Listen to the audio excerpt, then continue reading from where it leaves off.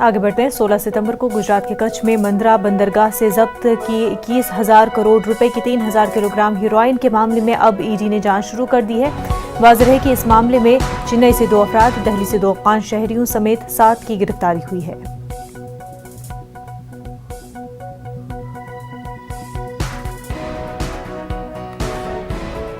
तो आपको बता दें कि 16 सितंबर को गुजरात के कच्छ में मंद्रा बंदरगाह से 21,000 करोड़ रुपए की 3,000 किलोग्राम हेरोइन जब्त की गई थी और इस मामले में ईडी ने जांच शुरू कर दी है। इस मामले में चेन्नई से 2 अफराद, वहीं दिल्ली से 2 अफगान शहरियों समेत 7 लोगों की गिरफ्तारी अब तक हो चुकी है।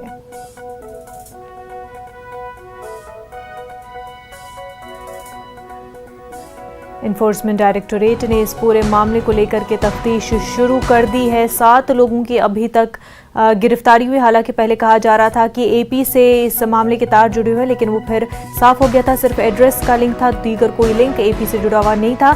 हमारे साथ हमारे नुमाइंदे शंकर आनंद जुड़ चुके। शंकर, अब इस पूरे मामले को लेकर के ईडी ने तफ्तीश शुरू कर दी है। निश्चित तौर पर देखिए, एक बहुत बड़ा मसला है।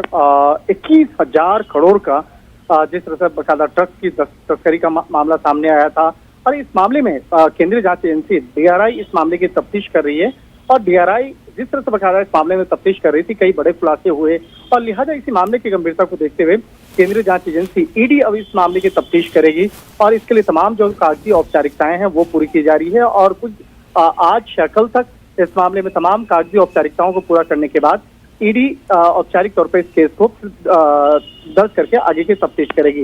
अगर तफ्तीश की बात करें तो ईडी इस मामले में मनी लॉन्ड्रिंग एक्ट के तहत मामला दर्ज करेगी, यानी कि मनी लॉन्ड्रिंग एक्ट के तहत मामला दर्ज करके इस मामले के आगे की तफ्तीश करेगी और इस मामले में अब तक 8 आरोपियों की गिरफ्तारी हुई है, जिसमें कि 4 अफगान मूल के नागरिक हैं। इसके साथ ही 3 लोगों को दिल्ली से गिरफ्तार किया गया है और इस मामले में जिस तरह से चेन्नई का कनेक्शन, गुजरात कनेक्शन, उत्तर प्रदेश, राजधानी दिल्ली, हैदराबाद, ये कनेक्शन जो सामने आया है, तो लिहाजा इस मामले की गंभीरता को देखते हुए अलग अलग राज्यों में अब ईडी आगे की तफ्तीश करेगी और कहा जा सकता है कि इस मामले में जल्द ही कई और भी आरोपियों की गिरफ्तारी भी संभव है।